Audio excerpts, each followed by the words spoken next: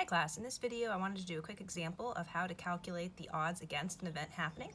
So we're told that a person is selected at random from a class that contains 15 males and 19 females, and we're asked to find the odds against selecting a female and then selecting a male.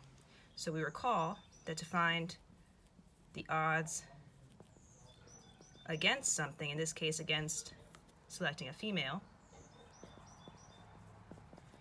the formula would be take the probability that you do not, this is against, not in favor, the probability that you do not select a female, divide that by the probability that you do select a female. So to get probability, we take the number of ways that it's possible to not get a female. That would be getting a male, which in this case would be 15. Now what's the total? 15 plus 19 are the only people we're told about, and that gives us 34. So 15 divided by 34, that's the likelihood, the probability of not getting a female when you make a selection. But the probability that you do get a female, the denominator if you will, would be the number of females, which in this case is 19, over the total number of people to choose from, 34. And that complex fraction, remember the trick? If you have the same denominator here and the same denominator here, you really have 15 over 19. Because when you multiply 15 over 34 times the reciprocal, so it's keep, change, flip here, 34 over 19, those cancel and you just have 15 over 19. So that would be the odds against getting a female. Now the way we usually write odds though is this notation, how many to how many.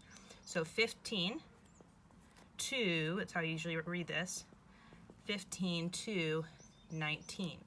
And remember that if these two numbers have anything in common, any factors, you would further reduce. For example, if this was an 18, you would say they each could be reduced by dividing them by 3. So you would do that. But 15 to 19, those numbers don't have any common factors. Okay, what about the odds against selecting a male? So in part B, so that's part A.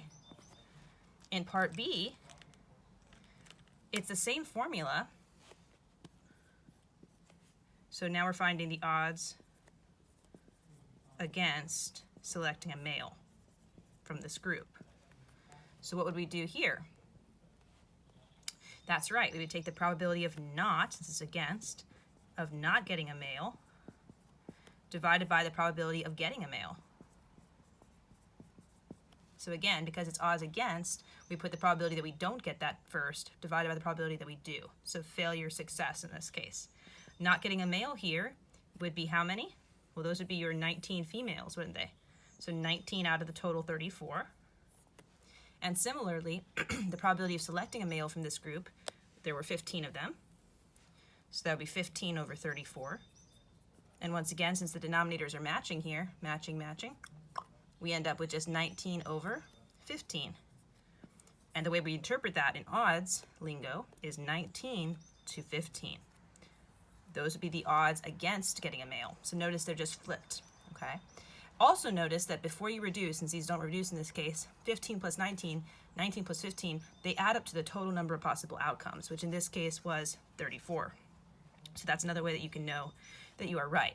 Well, I hope that was helpful, and remember, you can always reach out to me with questions by email. Otherwise, happy practicing, because math is not a spectator sport. I'll see you next time.